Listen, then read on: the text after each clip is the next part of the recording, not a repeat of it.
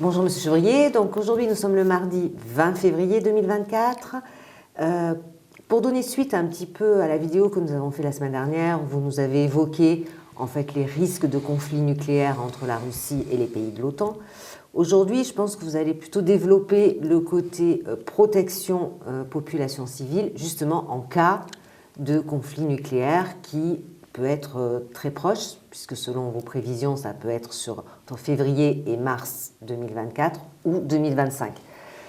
Donc, vous avez plusieurs fois bien insisté également dans votre ouvrage « La prochaine guerre sera nucléaire » qui a été publié l'an dernier, en début d'année 2023. Tout ce qu'il faut bien dire à la population civile que ça ne sera pas la fin du monde, qu'il y a des solutions. Donc, quelles sont-elles? Oui, alors effectivement, on est dans une situation où il faut bien comprendre que si, comme je le pense, cette situation va arriver d'ici quelques mois, on va être en France dans une situation catastrophique. Et pour vous donner une ordre de grandeur, en Suisse, les victimes représenteront moins de 1% de la population, moins de 1%. Et en France, du fait de l'impréparation et de la non-information de la population civile, on se situera entre 30 et 40% de mortalité au sein de la population civile. Et pas seulement civile, parce que les gendarmes, les pompiers, tous se seront à la même enseigne. C'est-à-dire moi je situe, je vais vous l'expliquer, le nombre de morts entre 25 et 30 millions en France. Des morts qui vont se dérouler non pas en 1 heure, mais en l'espace de 3-4 semaines. Quelque chose qui représente, selon moi, le plus grand scandale de toute l'histoire de France. Parce que ce n'est pas tant le nombre de morts, c'est le fait que depuis 40 ans, c'est le silence absolu sur cette question, c'est l'omerta, personne ne veut parler, et donc on va parler là aujourd'hui de ce que nous avons entrepris à notre petit niveau pour informer, pour tenter d'informer nos concitoyens, les gens avec lesquels on partage notre existence en France. On a donc fait une action, vous le savez très bien puisque vous y avez participé. Nous avons écrit à 30 000 maires de France. Hein. Oui, j'ai le courrier sous les yeux. Voilà. Oui. Alors, on va revenir après là-dessus. Non seulement nous avons écrit à 30 000 maires de France, mais avec mon argent personnel, on a payé des encarts publicitaires dans différents magazines, sur différents magazines, enfin tout du moins. Ceux qui ont bien voulu nous accepter. Voilà, parce que vous êtes témoin que plusieurs magazines ont refusé que l'on passe. Alors de quoi s'agit-il? Il s'agit en fait, on a fait avec Valeurs Actuelles une petite campagne de plusieurs demi-pages, et puis on a fait la dernière de couverture, ce qui est rare, à 3 reprises sur les Valeurs Actuelles. On a fait sur l'Express des demi-pages à plusieurs reprises. Il y a eu 4 demi-pages, ont accepté au début.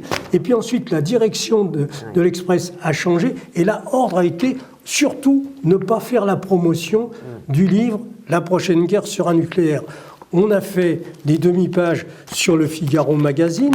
Là, voilà le Figaro Magazine, le numéro en question. Là, vous avez la demi-page. Et donc,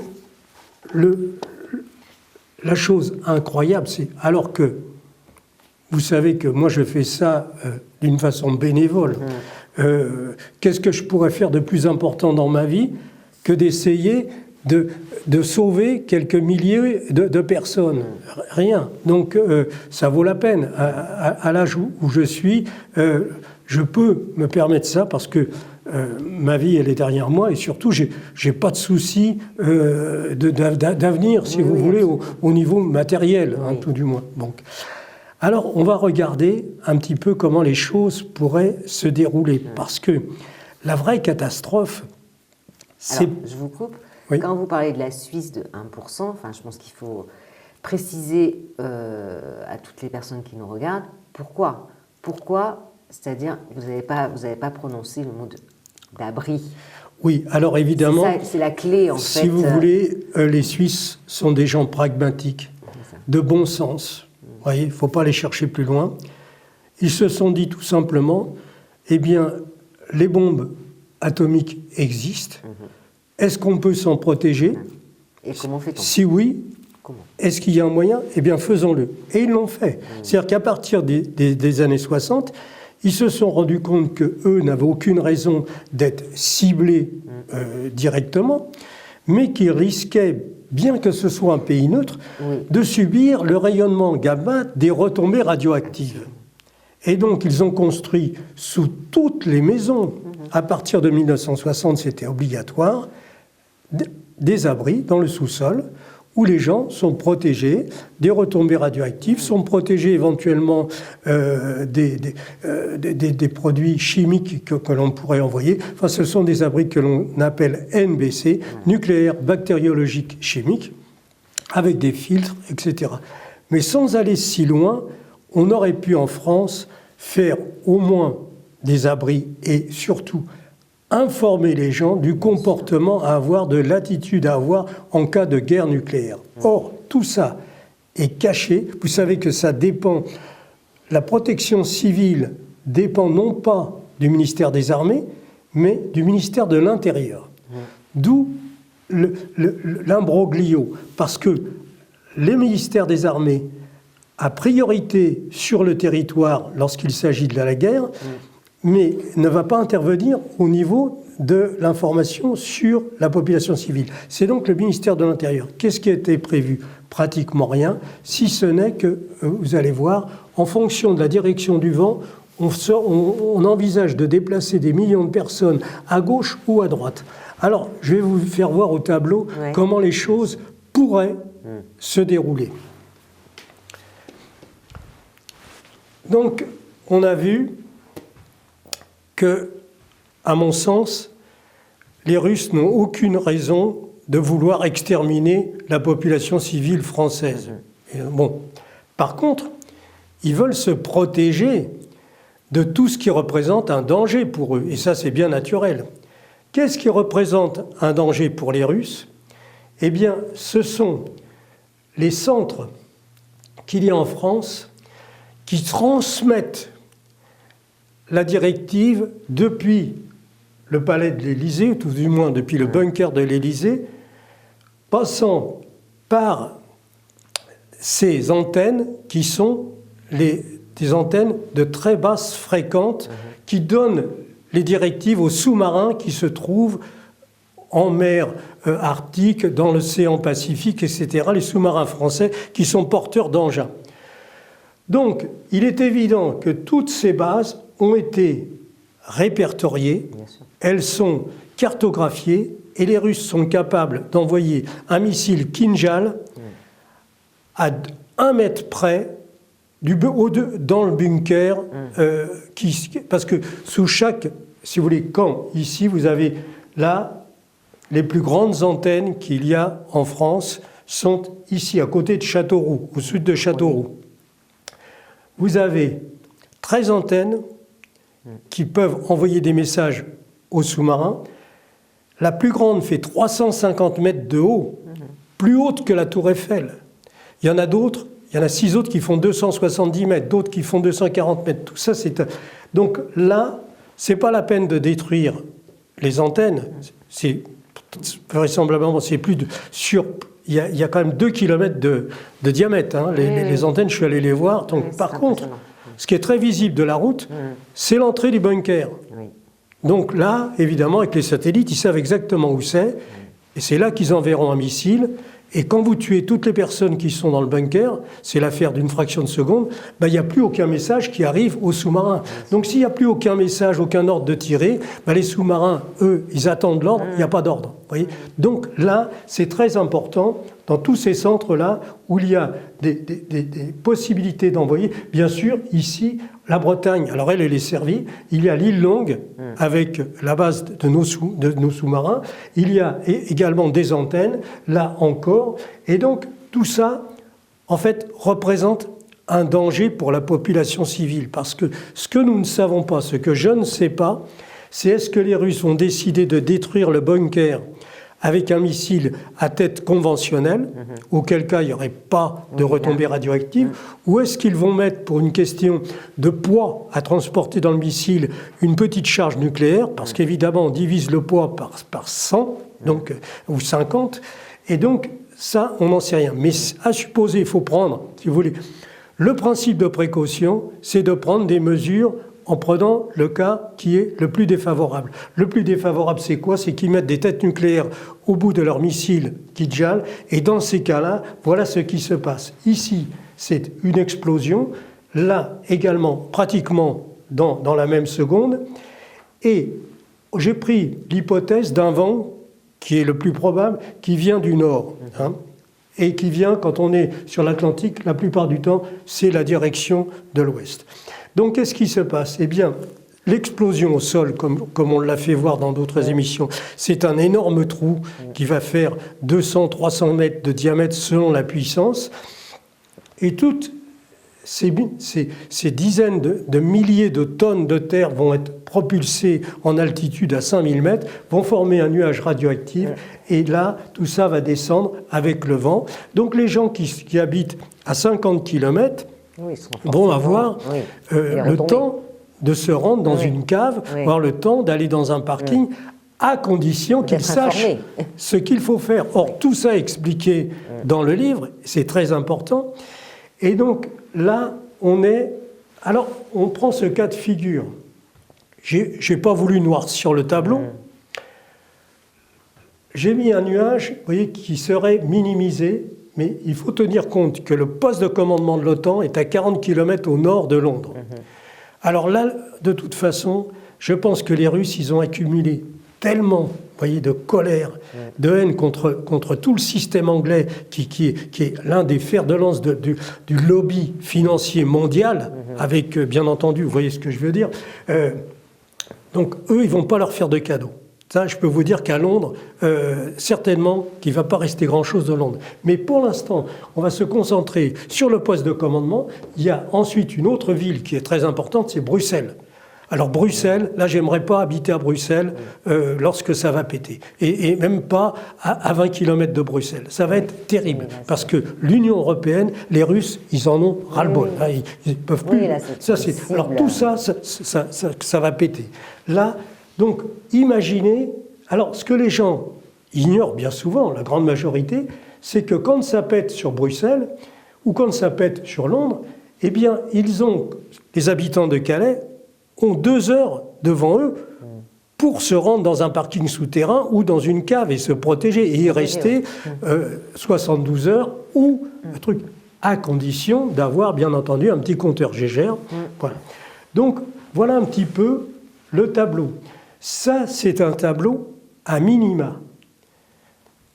Comme les gens ignorent tout, eh bien, la plupart des temps, ils seront dehors. Ceux qui travaillent dans les champs seront dans les tracteurs. Ceux qui sont sur la route resteront dans leur voiture. Et donc là, on va avoir des gens qui vont subir 300, 700, 1000 rades accumulés. Et donc, le lendemain ou le soir même, ils vont mourir, ou 8 jours plus tard. Ceux qui sont dans cette région-là, évidemment, ils auront peut-être 8 jours. Là, c'est pareil. Alors, la Bretagne, elle est vraiment très exposée. Ça, il n'y a pas de doute. Et vous savez, ce que le gouvernement il a imprimé des documents du fait qu'il y a un danger avec nos propres explosions de la base à l'île Longue. Ils ont imprimé un document qu'ils ont donné à la population civile en donnant ordre. En cas d'incident nucléaire, donc explosion, truc comme ça, n'allez pas chercher vos enfants à l'école, rentrez directement chez vous, les enfants, les maîtresses s'en occuperont, etc. Ne restez pas dans la voiture, allez vous mettre à l'intérieur d'un immeuble. Vous voyez, des histoires complètement aussi bêtes que ce qui est arrivé à Mesper quand il était installé devant l'explosion dans le sud de l'Algérie, quand la montagne s'est fissurée. Vous voyez. Donc, aucune connaissance pratique du rayonnement gamma. Alors, ce qu'ils savent, c'est la contamination. Alors ça, d'accord, ils connaissent ça, les poussières, tout ça. Mais bon. Alors, voilà la situation. Et maintenant, on va regarder une petite étude que j'ai réalisée et qui fait quand même réfléchir. J'ai donc pris une autre hypothèse et je me suis basé sur une étude qui porte sur quelques départements seulement. Hein. Ouais. Et donc, là, je n'ai pas en mémoire, vous avez donc, j'ai pris ce nuage ici, vous voyez, uniquement ce nuage, qui va donc parcourir le Nord, le Pas-de-Calais, la Somme, l'Oise, le Val d'Oise, la Haute-Seine, la Seine-Saint-Denis, le Val-de-Marne, Paris, la Seine-et-Marne, Yvelines et l'Essonne. Voilà. Actuellement, si cela se produisait, la population qui ignore tout de ce qu'il faut faire et de ce qu'il ne faut pas faire, ça se traduit par 90% de la population du Nord est morte. C'est-à-dire, sur 2 084 000 personnes, il y aura 90% qui vont disparaître. En fonction de l'intensité du nuage, j'ai fait sur cette étude, j'arrive au total sur ce nuage, en l'absence d'information, à 14 800 000 morts au bout d'une semaine. Avec l'information, sans qu'il y ait d'abri, on permettrait de descendre ce nombre de morts à 3 600 000 personnes qui seraient contaminées et qui mourraient des suites du rayonnement. S'il y avait des abris comme cela se produit en Suisse, à la place de 14 millions de morts, on aurait 230 000 morts. Voilà. Le simple fait d'informer les gens, absolument, descendez dans un parking souterrain, mais le pire, on va y venir, vous savez qu'on a fait une opération importante, on a voulu informer tous les maires de France et on a envoyé 30 000 lettres, 30 000 courriers d'information pour leur dire qu'ils pouvaient se procurer le livre qui leur donne suffisamment d'explications. Et dans ce courrier, on a joint à ce courrier des extraits du livre, vous voyez, donc des pages dans lesquelles on présente donc le type, les différents types d'explosions pour que les gens comprennent, l'explosion au sol avec les dessins à l'échelle, avec les quantités, les chiffres, tout ça c'est des choses qui sont connues puisque la France a procédé à 270 explosions nucléaires, donc on a pu mesurer toute la quantité de terre qui part en l'air quand c'est une explosion au sol, tout ça. Donc les nuages, etc. On a donné aussi des notions d'espoir, c'est-à-dire la diminution du rayonnement gamma, comment elle se calcule. Oui, donc là, ici, j'ai donné les doses maximum à accumuler que le corps humain peut supporter. Et donc tout ça, il y avait 6 pages d'informations techniques très sérieuses qui étaient dans ce courrier, un courrier de 4 pages, que l'on a envoyé à 30 000 maires de France. 30 000 maires. Alors, ce que l'on ne savait pas quand on a fait ça, c'est que les mairies n'ont pas de carnet de chèques. Oui, ça, c'est le truc incroyable. N'importe quel petit artisan ouvre un compte en banque, n'importe quel commerçant a un compte en banque, peut faire un chèque, etc. Une mairie de 30 000, 50 000, 200 000 personnes, ils ne peuvent pas faire un achat de 29 €. Oui, sans passer par le Trésor public. Il faut passer par le Trésor public. Non, mais vous imaginez ce truc. Alors on a eu quelques maires qui ont fait un chèque eux-mêmes de 29 € pour être informés. Et donc on invitait dans ce courrier de se procurer le livre pour le donner aux médecins de la commune, pour le donner aux pompiers de la commune, à tous ceux qui ont la nécessité d'avoir un minimum de connaissances. Or, le nombre de réponses que nous avons eues est scandaleux. C'est une honte. Ils ne veulent pas voir, ils ne veulent pas regarder le truc. Je ne sais pas si ça leur fait peur. En tout cas, on a même eu une mairie très riche Là, on pourra peut-être une prochaine fois lire ce courrier où ils nous ont écrit que les conditions financières actuellement ne leur permettaient pas de dépenser 29 €. Une mairie où il y a un siège social, je ne vous dis pas, hein, c'est une honte.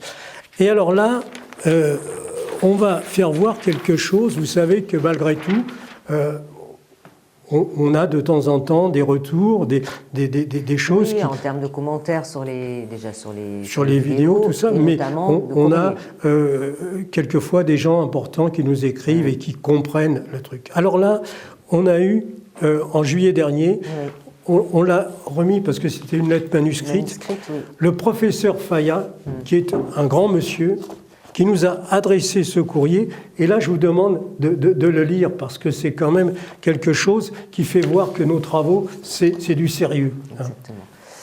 Donc, ce monsieur Fayas s'est procuré votre ouvrage et donc a écrit le 28 juillet 2023 « Cher monsieur Chevrier, alors déjà l'objet, votre important livre « La prochaine guerre sera nucléaire ». Alors, en 1, j'ai parcouru de nombreuses fois votre livre « La prochaine guerre sera nucléaire » et lu 2 fois entièrement votre très bel ouvrage. C'est un grand livre, complet, très intéressant, très actuel, qui a le grand mérite, si rare aujourd'hui, d'être écrit dans un langage limpide. Il y a quelques coquilles orthographiques ou autres, bon, bref, qui notent rien aux démonstrations. Et de placer ou de replacer l'hypothèse nucléaire dans son contexte politique, stratégique, historique, social, avant d'aborder les phases opérationnelles de la protection nucléaire et leur développement, ainsi que, bien sûr, la partie si attendue des abris et de la protection nucléaire, avec des informations quantitatives si précieuses.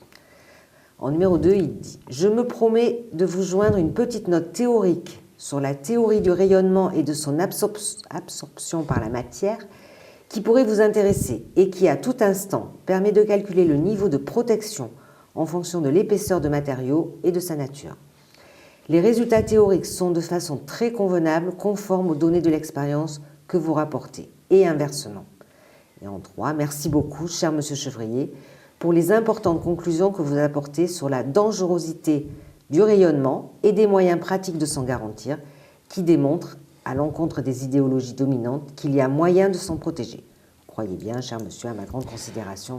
Voilà. Et donc, effectivement, le professeur Faya, il a joint des calculs vraiment scientifiques et qui démontrent évidemment que les chiffres que je communique dans mon ouvrage sont exacts et sont corroborés par ces calculs. J'ai donné sur le plan pratique, parce qu'on ne va pas rentrer dans des calculs aussi complexes, des épaisseurs et comment il faut, bien sûr, avec des dessins, que les gens comprennent comment fonctionne le rayonnement gamma qu'il y a dans les poussières radioactives. Alors donc là, on est vraiment, si vous voulez, à mon avis, il n'y a pas de sujet plus important actuellement que le sujet de la guerre nucléaire. Tout le reste est dérisoire. Les histoires du prix du carburant, les histoires de trucs, quand ça va péter, il faut vous rendre compte les conséquences. 25 à 30 millions de morts qu'on pourrait ramener avec un minimum d'informations à peut-être 3 ou 4 millions. Vous voyez, c'est toute la différence. Mais ce qu'il faut aussi savoir, c'est que même si nous avons en France, quand ça va arriver, 30 millions de morts, il restera encore environ 40 millions de personnes. Donc ce ne sera pas la fin du truc. Et à ce moment-là, moi, je peux vous dire que tout le travail qu'on a fait, là, il va falloir qu'on obtienne des explications, parce que le procès de Nuremberg, c'était de la rigolade à côté de celui qui va avoir lieu, parce que tous les responsables, les Macron, les Sarkozy, les Hollande qui n'ont rien fait, là, on va les traduire devant le tribunal, parce que j'espère qu'avec moi, il va y avoir des avocats pénalistes qui vont avoir le courage, qui vont avoir le truc de dire on va juger toutes ces personnes qui sont quand même responsables de millions de morts par la négligence, par le refus de faire quoi que ce soit, d'informer les gens. Et non seulement il y a le refus, mais vous le savez que le lobby médiatique qui est tenu complètement par les Israélites en France, nous a placés sur la liste noire. Il n'est pas question même d'accepter les publicités payantes que nous avons faites. Plusieurs magazines ont refusé. Et c'est le cas de Télé 7 jours, c'est le cas du Point, le Point avec lequel j'ai fait un procès où forcément c'est repoussé. On les a mis en référé. On nous a eu le culot de dire que le tribunal de Bergerac n'était pas compétent. Hein, et le gars, évidemment, il a suivi les directives et s'est déclaré incompétent. Vous voyez, alors, on est habitué parce que les tribunaux de commerce, là, si vous voulez, ils ont la main mise dessus, c'est comme ça. C'est une honte. Mais tout ça, il faut bien savoir qu'à un moment, il va falloir qu'il s'explique. Parce que si moi, à la suite de ça, j'ai encore quelques années de vie, je peux vous dire que je ne vais pas les lâcher. Parce que là, on va les convoquer, les gars. Tous ceux auxquels on a envoyé des courriers, tous ces maires de petits villages qui n'ont même pas eu la décence d'envoyer un chèque de 29 € pour informer les pompiers. Enfin, savez-vous qu'il n'y a aucune caserne de pompiers qui possède un compteur Gégère? Je suis allé discuter avec le capitaine des pompiers de notre circonscription. Je lui dis « Ah non, on n'a pas ça. Non, ils ont des compteurs Gégère à côté des centrales nucléaires. » Oui. Voilà, donc voilà le truc. Ouais. Et bien entendu, si vous n'avez pas ça, vous ne savez pas si vous êtes dans une zone contaminée ou si vous êtes dans une zone non contaminée. Et donc, on a informé tout ce travail que j'ai fait gratuitement, non seulement on n'a pas pu obtenir des articles rédactionnels, ce qui aurait été le moindre. Des gens qui auraient dit, venez, vous avez passé des années à travailler sur ce sujet, vous avez un niveau de connaissance, on va le partager avec vous, on va vous ouvrir nos colonnes, vous allez nous expliquer des choses. Pas du tout. Là, non seulement il n'est pas question de m'inviter sur un magazine ou dans une émission de télé, mais même la publicité que l'on a payée, dans certains cas, les magazines avaient reçu l'ordre des actionnaires de ne pas parler. Pourquoi ? Parce que je dévoile les PAC, parce que je dévoile les réseaux israélites en France qui ont permis à Israël d'avoir l'arme nucléaire, comment on a fait les tests pour l'Israël, tout ça. Absolument. Donc, voilà. Donc vous dérangez. Clairement, vous dérangez. Ah oui, là, je dérange beaucoup. Et c'est fort dommageable parce que, encore une fois, j'invite toutes les personnes à acheter votre livre et consulter parce que c'est une mine d'or en termes d'information et qui pourrait peut-être sauver quelques vies. Voilà. C'est certain. Et on a peut-être encore devant nous quelques mois. Tout va dépendre un petit peu de l'évolution de ce qui se passe au Moyen-Orient. Est-ce que les Israéliens vont réussir à entraîner les États-Unis dans le bombardement de l'Iran? Là, ce serait la catastrophe. Ou bien, est-ce que l'on va avoir le temps, peut-être que dans 3 ou 4 mois, on sera invité quelque part et on pourra, en donnant des explications, faire comprendre aux gens ce qu'il faut faire pour qu'ils soient protégés. Donc c'est tout le but de ma démarche. Ce qu'il y a de terrible, c'est que vous savez, j'habite dans un petit village. Le maire a reçu le courrier comme tous les autres. Un truc. C'est quelqu'un avec lequel je suis en bon terme. Bon, la logique aurait dû imaginer que moi, je n'ai jamais voulu me mettre dans la politique. Je n'ai pas voulu être maire d'un petit village ou d'un grand. Bon. Mais j'ai suffisamment de travail dans mes entreprises. Mais imaginons que je sois maire. Il y a un gars qui a écrit un ouvrage qui a passé des années à étudier tout ça. Je l'achète. Qu'est-ce que fait ? Non seulement j'achète le bouquin, mais je lui dis, puisque vous habitez notre commune, venez, on va faire une réunion avec le conseil municipal et vous allez partager vos connaissances pour que l'on essaye de comprendre ce que vous savez et que nous ignorons. Pas du tout. 400 habitants. On est dans un village de 400 habitants. Le maire n'a pas eu l'intelligence de m'inviter pour faire une réunion, vous voyez, parce que non seulement ça, mais il ignore, et là, je le laisse dans son truc, c'est que à côté de chez nous, il y a un abri, on pourrait mettre tout le village et les villages d'à côté à l'abri. Vous voyez?